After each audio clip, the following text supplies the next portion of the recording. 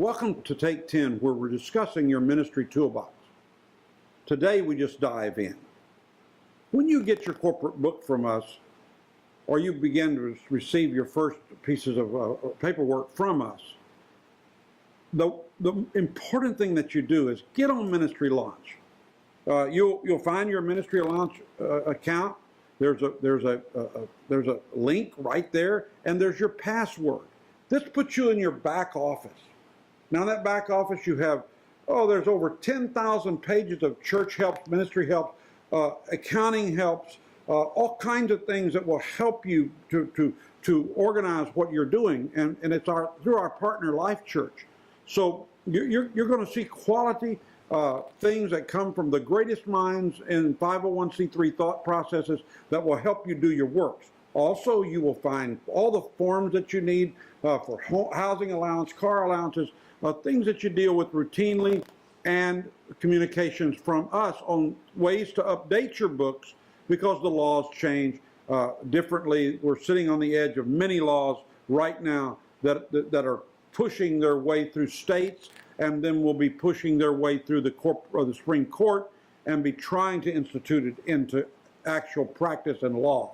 So you want to stay up on that, and we keep you up on that. That's why that your payment of $260 a year keeps you in your back office and keeps you abreast of all the things that are happening up and down the 501c3 corridor. So the very first part and section of your book is entitled the 501c3 Group Exemption Documentation. This is one that you should read every line and reread. The very first page on this one, let me just read you some of it. It says, this is to certify Moms Against Hunger, and it gives the address and the EIN number, is an active current member of Independent Christian Churches International. As a member of Independent Christian Churches International, Moms Against Hunger, recognized by the Internal Revenue Service as a nonprofit organization and is covered under our public charity status 170B1A I, and is exempt from federal income tax under Section 501c3 of the Internal Revenue. Each year, as required by law under Section 501, each year as required by law, we mail to the IRS a copy of our current directory along with a list of all churches, and Moms Against Hunger joined the Independent Christian Churches, and it gives your anniversary date. In fact, Moms Against Hunger joined September 1, 2013. This year. Enclosed is a copy of the current letter from the Internal Revenue states that we are recognized by the IRS and that our subordinates are covered under public charity status 170B, and gives the listing under our 501c3. And then it gives the EIN of the Independent Christian Churches. The reason that you learn this is because the next page is entitled To Whom It May Concern. This is a simple page that shares with people how that we operate and how you are a part of it. It basically says the same thing as the other letter, and that helps you to go there. And it simply says that under public charity status, and gives a code issued to Independent Christian Churches International by the Internal Revenue Service, we are authorized to examine your creative documents. These are your formative documents of which we help you with, state, EIN numbers, those things, sales tax things, the things that you need to operate, creative documents, and review your proposed operations and make a determination as to whether or not your organization qualifies as a nonprofit organization under specific sections of the Internal Revenue Code. Now, this paper gives you the confidence, and your banker and people that would want to give you a large sum of money or piece of property, day-to-day operations, you don't need this paper. You need this paper in this part of your book when you're getting ready to receive a very nice, sizable situation. So, it says, consequently, this letter is in lieu of the determination letter normally issued by the Internal Revenue Service. If you were to apply for a 501c3 on your own and in your life, you would have a determination letter given to you. And I will show you how it looks.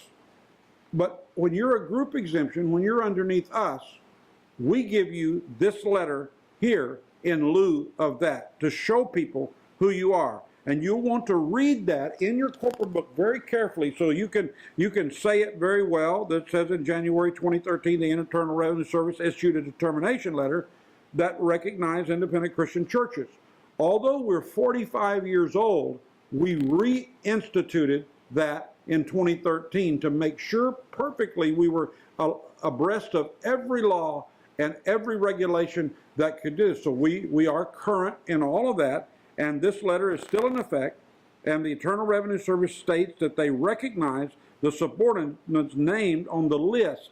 Independent Christian Churches International supplies, I'm reading right off the paper, supplies to the IRS as being exempt from federal income tax under 501c3. Also, the Independent Christian Churches International and its subordinates are not required to file federal income tax unless subject to tax on unrelated business income.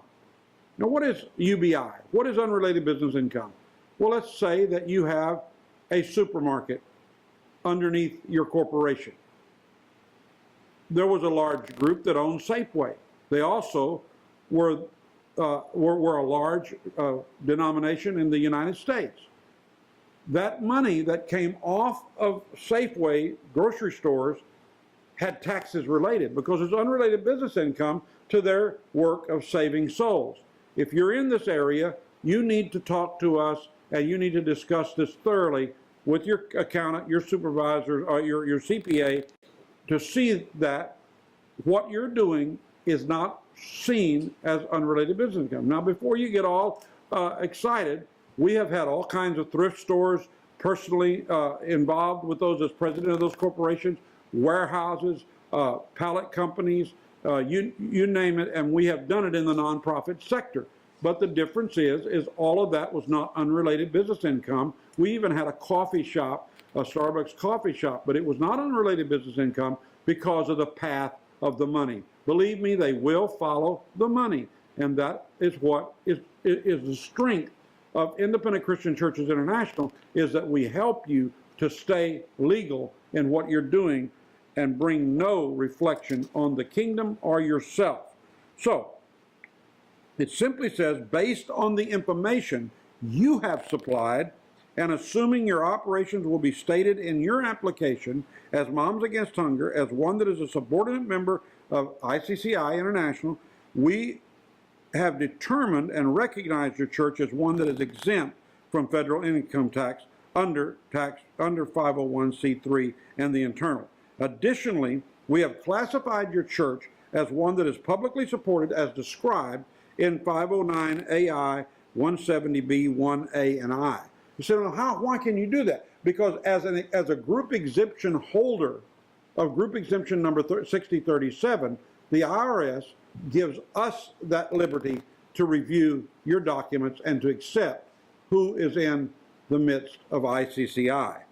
Well, now, but as a subordinate member, and that's exactly the classification it calls, as a subordinate member of the ICCI under a public charity status 170B issued by the Internal Revenue Service, your church is entitled to all the rights and privileges normally extended to those churches who have made applications directly to the Internal Revenue Service. Now, these things are going to include lots of stuff, and we're going to get into that in the next session.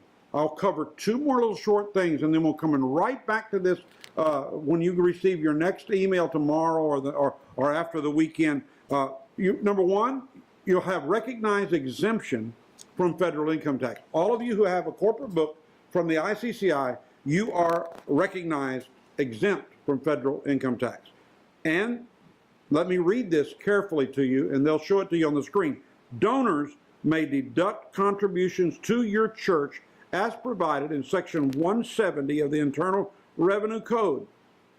Bequests, legacies, devices, transfers, or gifts for your use are deductible from federal income. Federal estate and gift taxes purposes if they meet the applicable provisions of the Internal Revenue Code. So, contribution deductions are allowable to donors only to the extent that their contributions are given and no considerations are being received. Ticket purchases, similar payments in conjunction with fundraising events may not necessarily qualify because they're getting something in return. So you want to be careful how you have the big banquet, how you sell tickets to that big banquet. It's a matter of how, if you ever have a question about that, just write us an email and we'll help to keep you within that. There's a ruling that sets forth the guidelines regarding the deductibility as charitable contributions from payments made by taxpayers for admission to or other participation in fundraising activities for charity. So very simply done, but very powerful that you stay in line with those things. So you'll want to go over all these pages in your book and make sure that you understand concerning the determining of the value of these things. So say someone gives you a piece of property and they say this is worth $3 million. We will show you how to give them a deduction letter, a donation letter that says per your evaluation by the IRS, you are not allowed to give any determination of value for a car, for a property, for anything. Cash dollars, of course, you know exactly the value of that. It rises and falls, but you know the exact value of that. So as you move in the middle of this, we're going to talk about some of the other things that people don't talk about, what is available to you to forward your organization. I hope you're enjoying the Ministry Toolbox. Any questions, just send us a note and we'll be in the office quick to return a reply. Thank you and God bless you.